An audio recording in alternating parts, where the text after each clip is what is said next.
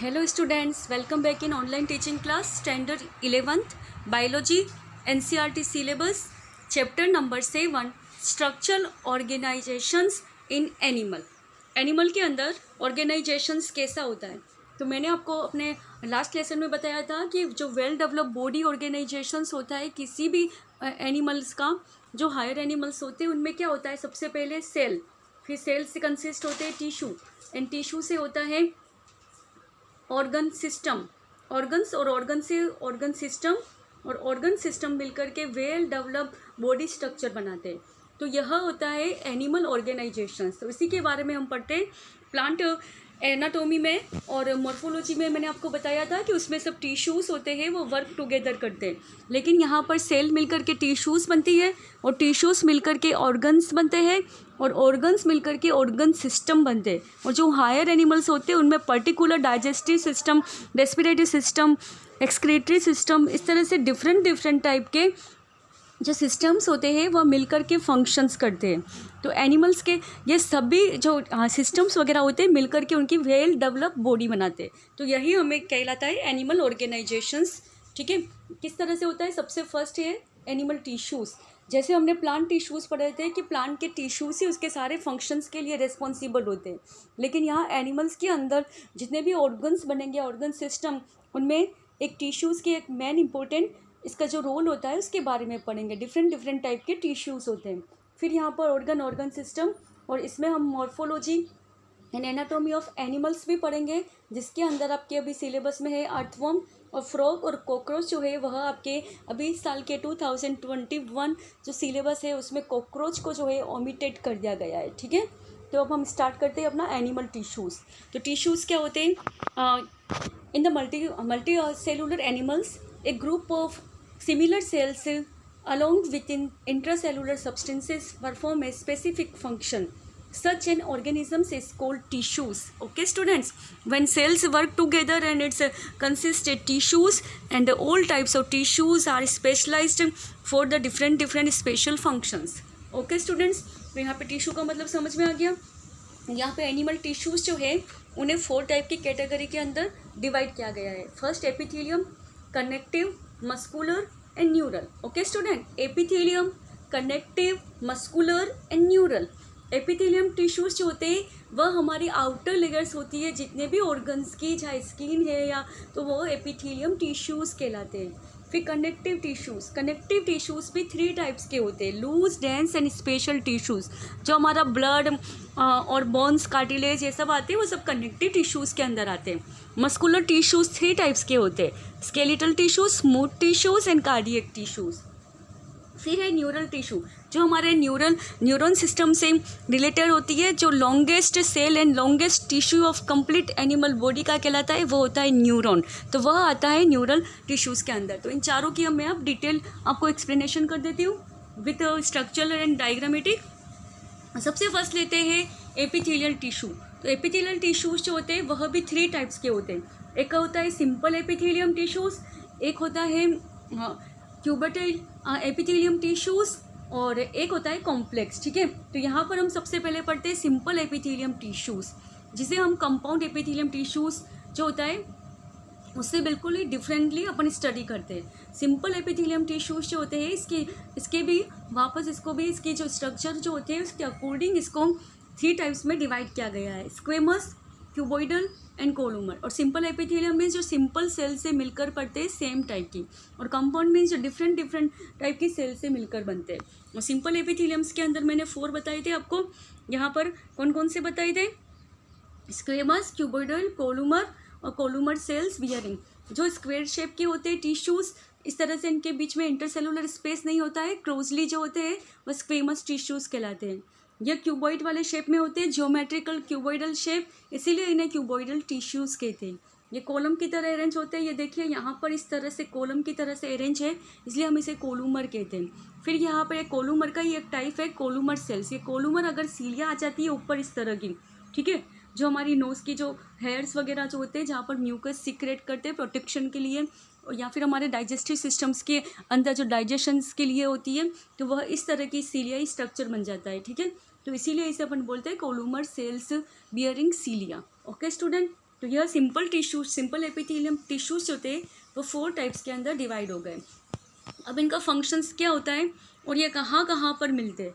तो सबसे पहले एक्वेमस एपिथेलियम, इसकी थीन लेयर जो होती है वह बाउंड्री बनाती है। जितने भी एपिथेलियम टिश्यूज़ होंगे वह सब आउटर मोस्ट लेयर ही बनाएंगे।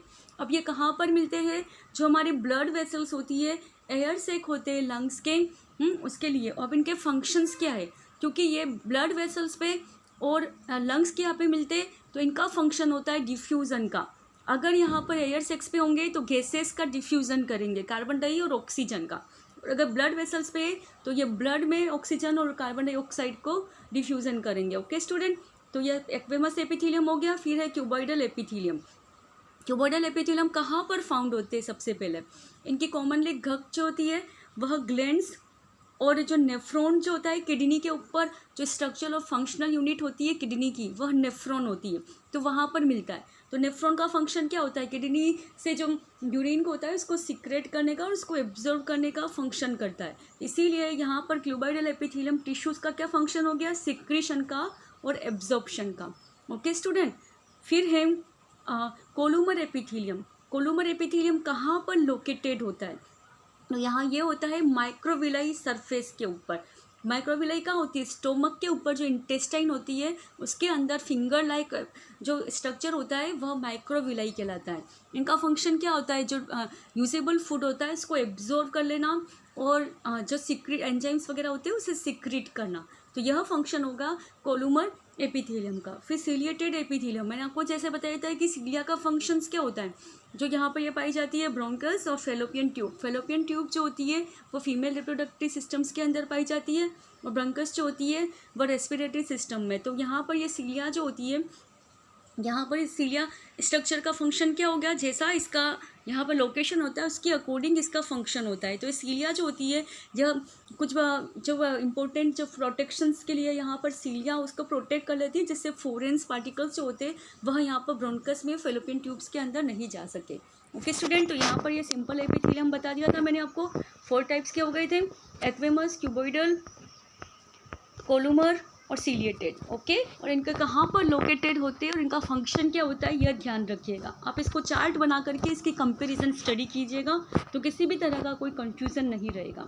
फिर है यहाँ पर ग्लैंडुलर एपिथेलियम। ग्लैंडुलर एपिथेलियम जो होते हैं यहाँ पर सबसे पहले इनकी पोजीशन कहाँ पर होती है, इनकी पोजीशन होती है एक्सोक्राइन और एंडोक्राइन ग्लैंड्स पर। एक्सोक्राइन ग्लैंड जो होती है वह हमारे डाइजेस्टिव ग्लैंड्स जो होती है, जितनी भी जो हमारे इंटरनल ऑर्गन्स के ऊपर पाई जाती है, जैसे saliva, earwax, mucus, oil, milk, digestive enzymes, ये सब प्रोडक्ट्स को सीक्रेट करती है, वो होती है एक्सोक्राइन ग्लैंड, जिसके अंदर डक्ट प्रेजेंट होती है। और एंडोक्राइन ग्लैंड जो होती है वो हमारे ब्लड के अंदर फ्लो होती है, इनके अंदर कोई डक्ट नहीं होती है और ये हार्मोन्स को रिलीज़ करती है। तो ये सबके सब जो दोनों जो ग्लैंड्स बनी होती है वो होती है ग्लैंडुलर एपिथेलियम टिश्यूज़ की। ये देखिए यहाँ पे इसका डायग्राम बना हुआ है, ये यूनिसेलुलर बना हुआ है सिंगल सेल्स का, और यहाँ पर ये मल्टी सेलुलर्स के लिए। ठीक है, तो इस तरह से आपको जो ग्लैंड्स होती है उसके जो फंक्शंस होते हैं, जो जैसी ग्लैंड होती है उसका वह फंक्शंस भी आपको समझ में आ गया होगा। ठीक है, एक्सोक्राइन ग्लैंड और एंडोक्राइन ग्लैंड दोनों मैंने आपको बताई थी, दोनों किस में इंक्लूड होती है, ग्लैंडुलर एपिथेलियम टिश्यूज़। ओके, अब इसके बाद में थर्ड है अपना कंपाउंड एपिथेलियम। कंपाउंड का मैंने आपको बताया था कि कॉम्प्लेक्स स्ट्रक्चर होता है, मोर देन 1 सेल्स की बनी हुई होती है और डिफरेंट सेल्स की होती है, इसलिए अपन इसे कॉम्प्लेक्स एपिथेलियम कहते हैं। यहाँ पे इसका डायग्राम देखिए, यहाँ पर ये सब इसका मिक्सचर डायग्राम है, यहाँ पर ये स्क्वायर शेप की आ रही है, यहाँ पे ज्योमेट्रिक शेप का भी आ रहा है और यहाँ पर ये क्यूबॉइड शेप का भी एक ही टिश्यू के अंदर आ रहा है, इसीलिए हम इसे कंपाउंड एपिथेलियम बोलते हैं। कंपाउंड एपिथेलियम जो होता है यह कहाँ पर मिलता है, तो ये लोकेटेड होता है बक्कल कैविटी जो हमारे माउथ के अंदर होती है, फेरिंग्स जो हमारे लंग्स के यहाँ पर होती है, और इसकी हमारी सलाइवरी ग्लैंड जो माउथ के ऊपर होती है, और पैनक्रियाटिक ग्लैंड, ठीक है, जो स्टोमक के यहाँ पर होती है। तो इन सब ग्लैंड्स के अंदर कंपाउंड एपिथेलियम पाए जाते हैं, जिनका फंक्शन होता है diffusion, excretion and secretion. Okay students, अब यहाँ पर एपिथेलियम टिश्यूज जो होते हैं वह दूसरे टिश्यू के साथ किससे अटैचमेंट होते हैं, जिससे वो अटैचमेंट होते हैं वह कहलाता है जंक्शन। और ये जंक्शन 3 टाइप्स के हैं, tight junction, adhering junction and gap junction. Tight junction जो होता है वह टिश्यू को एक दूसरे से क्रॉस करने पे, जैसे ये टिश्यू इसके यहाँ पर है, तो यहाँ पर इसको क्रॉस करने से ये वाला जो टाइट टिश्यू है इसको यहाँ पर कंट्रोल करके रखेगा, एक दूसरे को यहाँ पर क्रॉस नहीं करने देगा।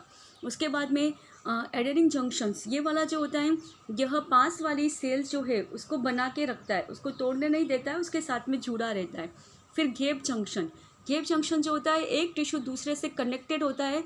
यहाँ पर सेल है, सेल के अंदर होता है साइटोप्लाज्म, तो साइटोप्लाज्म जो होता है एक टिश्यू का दूसरे के अंदर नहीं चला जाए, उसके आउटर लेयर को प्रोटेक्ट करके रखते। तो इस तरह से टाइट जंक्शन, रिवर्सिंग जंक्शन और गैप जंक्शन मिलकर के वन टिश्यू को अदर टिश्यू से सेपरेट करते हैं और उनके जितने भी केमिकल्स होते हैं एक दूसरे के अंदर जाने नहीं देते, और अंदर उनके जो भी सेल्स के ऑर्गेनल्स होते हैं उसको भी दूसरे टिश्यूज़ के अंदर जाने नहीं देते। ओके स्टूडेंट, अब आता है अपना एपिथेलियम टिश्यूज़ कंप्लीट हो गया है। अब आता है कनेक्टिव टिश्यूज़, जो most important and most abundant tissues है जो हायर एनिमल्स के अंदर पाए जाते हैं, इसीलिए इन्हें कॉम्प्लेक्स टिश्यू से भी हायर टिश्यूज़ कहा जाता है। कनेक्टिव टिश्यूज जो होते हैं वह 3 टाइप्स के होते हैं। एक होते हैं loose connective tissue, dense connective tissue और स्पेशल कनेक्टिव टिश्यू। ये देखिए यहाँ पर जो डायग्राम है ये लूज कनेक्टिव टिश्यूज़ का है, जो 2 टाइप्स के होते हैं, एरोसल एंड एडिपोज टिश्यू। यहाँ पर देखिए इसके अंदर कोलेजन फाइबर्स है, यहाँ पर ये मैक्रोफेज, ये इसकी एनाटॉमिकल डायग्राम दिया गया है। अगर हम माइक्रोस्कोप में जो हमारी परमानेंट स्लाइड बनी हुई है एनिमल्स की और हम लैब में इनकी स्टडी करते तो वहाँ पे हमें इस तरह की एनाटॉमी माइक्रोस्कोप में ऑब्जर्व होती है। तो यहाँ पे देखिए ये फ्लैट स्टोरेज एरिया इसका न्यूक्लियस है और प्लाज्मा मेम्ब्रेन है, ये है एडिपोज टिश्यू। अब ये कहाँ पर पाए जाते हैं, इनके फंक्शंस क्या होते हैं। जो एडिपोज टिश्यूज जो होते हैं वह ब्लड के अंदर पाए जाते हैं, और यहाँ पर इनको इसीलिए हम इन्हें लूज कनेक्टिव टिश्यूज़ कहते हैं। मैंने अभी आपको 3 टिश्यूज़ बताए थे कनेक्टिव में, लूज, डेंस और स्पेशलाइज्ड। हम लूज की बात कर रहे हैं। लूज के अंदर मैंने अभी स्ट्रक्चर बताया था जिसके अंदर 2 थे, एरोसल टिश्यू और एडिपोज। जो एरोसल जो होते हैं उसका आपने फिगर में देखा था, तो वहाँ पर जो एपिथेलियम टिश्यूज़ होते हैं उनको फ्रेम वर्क करने का, उनको सपोर्ट करने का ये काम करते हैं। और एडिपोज टिश्यूज़ जो होते हैं वह कनेक्टिव टिश्यूज़ जो होते हैं जितने भी स्किन के यहाँ पर पाए जाते हैं उसको सपोर्ट करते हैं, और ये इनका मेन फंक्शन होता है। ध्यान रखिए, अगर कोई इंसान आपको थिन या थिक दिखता है तो उसका वजह होती है एडिपोज टिश्यू, क्योंकि इन टिश्यूज़ का फंक्शन क्या होता है, फैट को स्टोरेज करना। तो यहाँ पर जो सेल्स अगर किसी डाइजेशंस में या फंक्शंस के अंदर यूज़ कर लेती है तो उसकी एक्स्ट्रा फैट जो होती है उसको एडिपोज टिश्यूज जो होते हैं स्टोर करके रखते हैं। ठीक है, तो यह फंक्शंस हो गया इन दोनों का। यहाँ पर हो गया लूज कनेक्टिव टिश्यू, क्योंकि एक दूसरे से एकदम क्लोजर नहीं होते, लूजली थोड़े थोड़े दूर होते हैं, इसलिए इन्हें लूज कनेक्टिव टिश्यूज़ कहा जाता है। हो गया आपके कनेक्टिव टिश्यू में 3 टाइप के बताए थे मैंने। लूज के अंदर कौन से वापस, एरोसोल और एडिपोज। ओके, अब नेक्स्ट है डेंस में जो होता है वह एकदम पास होते हैं टिश्यूज़। ठीक है, वे दूर नहीं होते, डिस्टेंस में एकदम पास टिश्यूज़ होते हैं, इसीलिए हम इन्हें डेंस टिश्यूज़ कहते हैं। ठीक है, इसके अंदर कोई भी इंटरसेलुलर गैप नहीं आता है। और डेंस के भी अंदर 2 टाइप्स के हो गए, रेगुलर एंड इरेगुलर। तो जो रेगुलर टिश्यूज़ होते हैं वह एक पैटर्न के अंदर जो होता है डिज़ाइन एक जैसे पैटर्न में होते हैं, इसीलिए हम इन्हें रेगुलर कहते हैं। जो इरेगुलर होते हैं वह कहीं भी किसी भी तरह से चले जाते हैं, और उन्हें अपन कोलेजन फाइबर्स जो होते हैं इनके रो के अंदर नहीं होते, बंडल फाइबर्स में होते हैं। इनके अंदर टेंडन्स होते हैं और स्केलेटल मसल, बोन, लिगामेंट, इन सबको एक दूसरे से अटैच करने का ये फंक्शन करते हैं, और ये डेंसली कनेक्टेड होते हैं, इसीलिए इन्हें डेंस कहते हैं। अब इनका यहाँ पर स्ट्रक्चरल डायग्राम देख लीजिए। यहाँ पर डेंस रेगुलर टिश्यूज़ का ये देखिए, इसके अंदर मैंने 2 बताए थे रेगुलर, तो यहाँ पे देखिए ये बिल्कुल रेगुलर है, इसके कोलेजन फाइबर्स एक रो के अंदर अरेंज है। और यहाँ पर देखिए रेगुलर है, कहीं भी किसी भी तरह से रैंडमली अरेंज है। तो ये हो गया डेंस टिश्यूज़ का, क्योंकि ये कनेक्टिव टिश्यूज़ है तो ये मसल्स को, स्केलेटन्स को एक दूसरे से कनेक्ट करके रखते हैं, तो ये हो गया इसीलिए। और रेगुलर और इरेगुलर डेंस टिश्यू। अब नंबर आता है स्पेशलाइज्ड टिश्यू।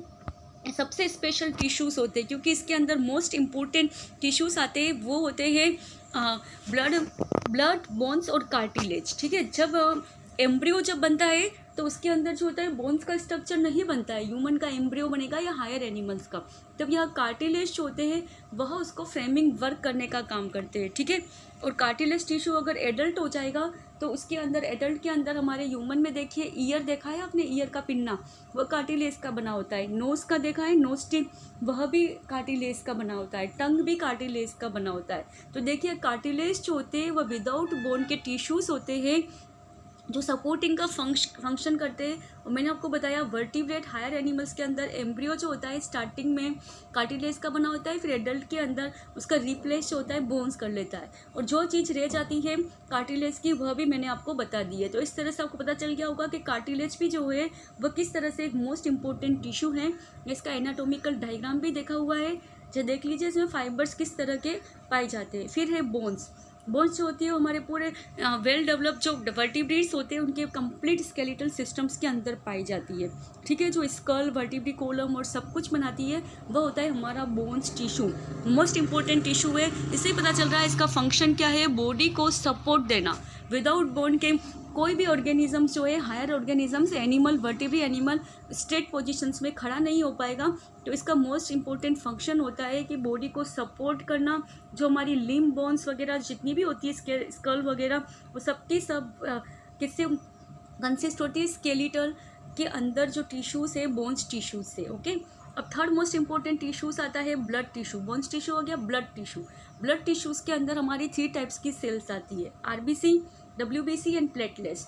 आरबीसी जो होती है वह रेड ब्लड कार्पस होती है। हाँ, रेड ब्लड कार्पस जो होती है ऑक्सीजन को मेंटेन रखती है।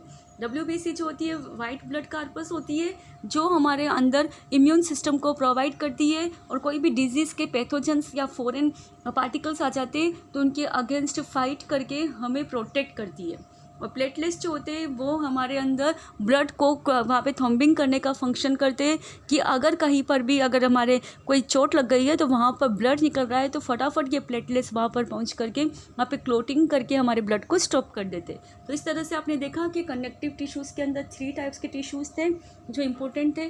तो हमारा एपिथेलियम टिश्यूज़ हो गया, कनेक्टिव टिश्यूज़ हो गया। कनेक्टिव टिश्यूज़ में फिर से रिवाइज कर देती हूँ, cartilage, bones and blood tissues. अब हम थर्ड टिश्यूज़ लेते हैं, वह है मस्कुलर टिश्यूज़। मस्कुलर टिश्यूज़ जो होते हैं वह मसल अटैचमेंट से होते हैं। हमारे बोन्स के पास में जो अटैचमेंट होता है मसल्स का, जो मसल्स होती है उससे हमारी जितनी भी एक्टिविटीज़ होती है रेगुलर फिजियोलॉजिकल एक्टिविटीज़ वो सब मसल से ही होती है। और मसल्स जो होते हैं वो बोन्स को सपोर्ट करते हैं, हमारी पूरी बॉडी को एक आउटर स्ट्रक्चर देते हैं। ठीक है, बोन्स से तो इंटरनल होता है लेकिन इससे आउटर स्ट्रक्चर देते हैं। और इनका हमारी जितनी भी सेंसिटिव एक्टिविटीज़ होती है, स्टिमुलाई हमें नर्वस सिस्टम से जो हमें रिसीव होती है वो सब मसल्स के थ्रू होती है। तो मसल्स भी देखिए 3 टाइप्स की होती है। मैं पहले आपको डायग्रामेटिकली एक्सप्लेन कर देती हूँ। मस्कुलर टिश्यूज़ के अंदर 3 टाइप के टिश्यूज़ आते हैं, वो है skeletal tissues, smooth tissues and cardiac tissues. ये वाला स्केलेटल टिश्यूज़ है, इसके अंदर देखिए इस तरह की स्ट्रिप्स बनी हुई है, इसीलिए हम इसे स्टेटेड मसल टिश्यूज़ भी कहते हैं। और ये वाला टिश्यूज़ जो है हमारे कंप्लीट मसल्स, जितनी भी मसल्स होती है हमारी लिम्स की, बोन्स की, शोल्डर की, सबके ऊपर पाए जाते हैं। और इनका फंक्शन होता है आउटर फ्रेम कवरिंग देना और मसल्स में स्ट्रेचिंग का, हमारे जितनी भी फिजियोलॉजिकल एक्टिविटी होती है उसके फंक्शंस को प्रोवाइड करना। और इन्हें हम वॉलंटरी टिश्यूज़ भी बोलते हैं। क्यों? क्योंकि इससे हमारी हमारी जो विश होती है उसका कंट्रोल होता है, कि हमें भूख लग रही है, प्यास लग रही है, हमें चलना है, उठना है, बैठना है, तो हमारी विलिंग पे डिपेंड होता है कि हमें उठना है तो मस्कुलर टिश्यू वर्क करेंगे, हमें बैठना है तो इस तरह से फिजियोलॉजिकल एक्टिविटीज़ के ऊपर कंट्रोल कर सकते हैं, इसलिए इन्हें वॉलंटरी कहते हैं। अब दूसरा देखिए, यह है स्मूथ मसल्स। इसके अंदर इसको हम स्ट्रेटेड कहते हैं क्योंकि इसमें स्ट्रिट थी, लेकिन इसमें देखिए एक भी स्ट्रिट नहीं है। यहाँ पर एकदम स्मूथ भी है और प्लेन भी है, इसके अंदर एक भी स्ट्रिप नज़र नहीं आ रही। स्ट्रिप इस तरह की जो लाइंस होती है, इसीलिए हम इसे नॉन स्ट्रेटेड मसल्स भी कहते हैं और इसके सिवा इनवॉलंटरी मसल्स भी कहते हैं, क्योंकि ये हमारी इनवॉलंटरी एक्टिविटीज़ जो होती है, जैसे आई का ब्लिंक होना, पलकों का झपकना, और हमें डकार आना, छींक आना, खांसी वगैरह, ये जितनी भी जो हमारी इनवॉलंटरी एक्शंस होते हैं जिस पे हमारा कंट्रोल नहीं होता है, जैसे डाइजेशन है, तो ये सारे प्रोसेस के ऊपर कंट्रोल करने का फंक्शन करते हैं। तो यहाँ पे अब थर्ड है कार्डियक मसल्स। कार्डियक मसल से ही पता चल रहा है, कार्डियक मीन्स जो हार्ट के आसपास की मसल्स होती है, जो हमारी हार्ट के मस्कुलर एक्टिविटीज़ को कंट्रोल करती है, ब्लड सर्कुलेशंस के फ्लो को अटैचमेंट देती है। तो यह वाली मसल्स जो है वहाँ पे पोजीशन कहाँ पे इनकी और इनका क्या फंक्शन है, तो इन तीनों के अकॉर्डिंग आपको पता चल गया होगा डायग्राम से ही। ओके स्टूडेंट, तो यहाँ डिटेल में भी यही एक्सप्लेन किया हुआ है, तो आप इसे अच्छे से कंपैरिजन स्टडी करके पढ़ लीजिएगा। 4 टाइप का लास्ट टिश्यू जो है वह बचा है न्यूरल टिश्यू। न्यूरल से पता चलता है कि हमारी जो सेंसिटिवनेस, स्टिमुलेनेस जो अपन एक्सेप्ट करते, रिसिप्ट करते, तो वो सब कुछ पॉसिबल होती है न्यूरॉन टिश्यूज से। अगर आपको एक पिन कोई प्रिक करता है, आपका जो हैंड है वह हॉट थिंग्स के यहाँ पे टच हो जाता है, हॉट वाटर के यहाँ पर या कोई हॉट पॉट के यहाँ पे, तो आप जल्दी से अपना हाथ पीछे कर लेते हैं। आपको कोई पिन काटती है, चींटी काटती है, तो आपको जल्दी से रियलाइज़ हो जाता है। इसकी वजह होती है न्यूरल टिश्यू, क्योंकि इसके ऊपर जो होता है वो इस तरह की नर्व्स होती है जो ब्रेन को मैसेज करती है और हमें उसकी सेंसिटिवनेस मिल जाती है कि किस तरह का हमारे रिएक्शन हुआ है और इसका किस तरह से एंटी रिएक्शंस करना है। उसके लिए पॉसिबल होता है इसकी सेल्स जो होती है वह न्यूरॉन टिश्यू, और न्यूरॉन टिश्यू और न्यूरॉन सेल जो होती है वह हमारी बॉडी की सबसे बड़ी सेल्स भी होती है। Largest cells of the body अगर आता है तो वह है न्यूरॉन। ओके, तो आपको इसका फंक्शन भी समझ में आ गया, और यह न्यूरॉन का डायग्राम भी यहाँ पर दिया हुआ है। यह देखिए, यह इसका एनाटॉमिकल डायग्राम है कि यह किस तरह से रिसिप्ट करके एक न्यूरॉन दूसरे न्यूरॉन से जुड़े हुए होते हैं, और यह भी एक यूनिसेलुलर स्ट्रक्चर होता है। ठीक है, इसका डायग्राम आगे आपके लेसन के अंदर बहुत वेल डेवलप वाला आएगा। तो इस तरह से यहाँ पे मैंने आपको सारे टिश्यूज़ जो थे वह स्ट्रक्चर इसमें एनिमल ऑर्गेनाइजेशंस में एक्सप्लेन कर दिए। अब मैं अपने नेक्स्ट वीडियो में एक्सप्लेन करूँगी टिश्यूज़ मिलके क्या बनाते हैं, ऑर्गन्स और ऑर्गन सिस्टम। ओके स्टूडेंट, तो यह मैं अपने नेक्स्ट वीडियो में आपको एक्सप्लेन कर दूँगी। तो यहाँ तक आप टिश्यूज़ के लिए सबसे पहले चार्ट बनाइएगा, 4 टाइप के टिश्यूज़ उसमें लिखिएगा, फिर एक एक टिश्यूज़ कितने पार्ट में डिवाइड है वह लिखिएगा, फिर वो कहाँ पर पाए जाते हैं वह लिखिएगा, फिर इनके फंक्शंस क्या है। इस तरह से चारों टिश्यूज़ का आप चार्ट बना करके इनकी स्टडी करेंगे कंपेरेटिवली, तो आपको समझ में भी आ जाएगा। और साथ में